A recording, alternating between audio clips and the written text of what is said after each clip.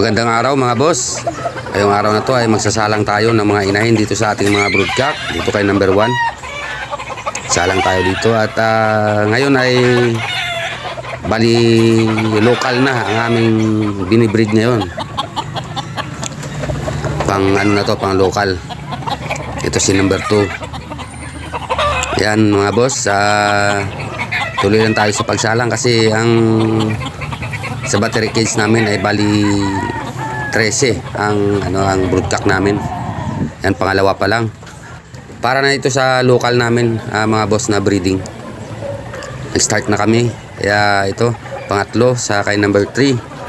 Bawat broodcock ay merong tig-anim na mga inahin yan, mga boss.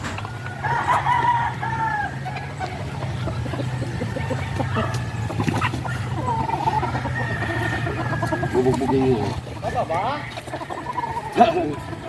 Boss Alvin! Ha? Oh? Ha?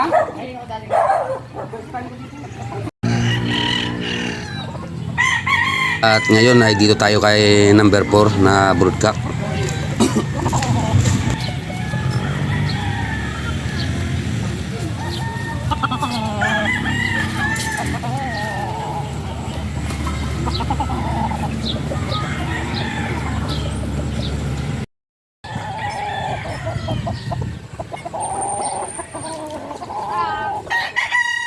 Dito naman ay kay number 5 na broodcock.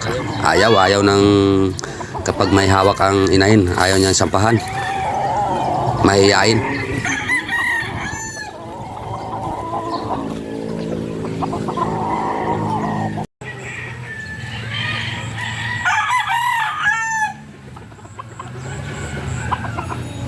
Dito naman kay number 6 ay talagang napaka-agresibo nito.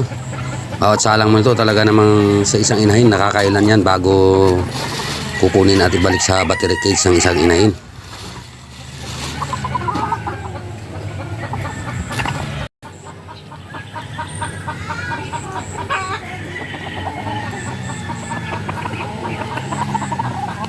At dito naman kay number 7, isa rin to sa mga agresibo nating broodcock. Talagang nakakarami yan bago sa loob ng isang oras bago kunin natin balik sa battery cage, nakakarami yan.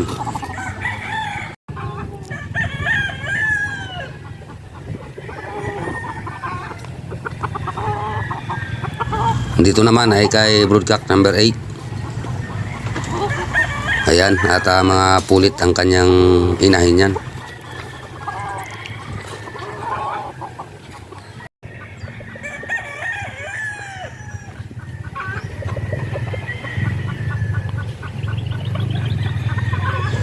Dito naman papunta tayo kay number 9. Si number 9, ang kanyang mga inahin ay mga mayahin. Ayan, talaga namang napakasipag din yan. Agresibo. Dito sa 10 ay. Dito naman kay number 10 ay wala to. Kapag may hawak, ayaw niya. Gusto niya yung walang hawak.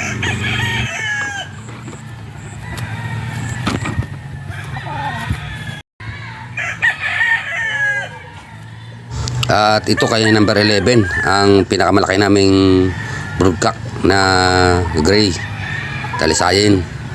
Ayan ang isa sa mga agresibong broodcock talaga dito. Napakasipag, napaka-agresibo sa sampahan.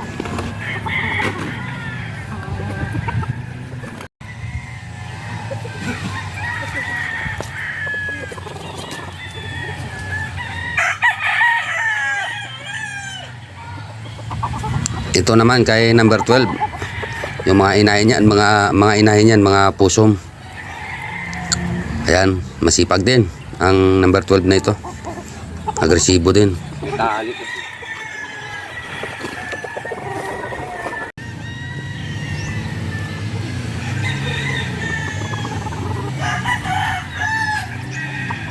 Ito namang mayayain na si number 13 broodcock. Ayaw nito na may hawak. Kahit nahawa kami yan, ayaw talaga niyan. Gusto niyan walang hawak.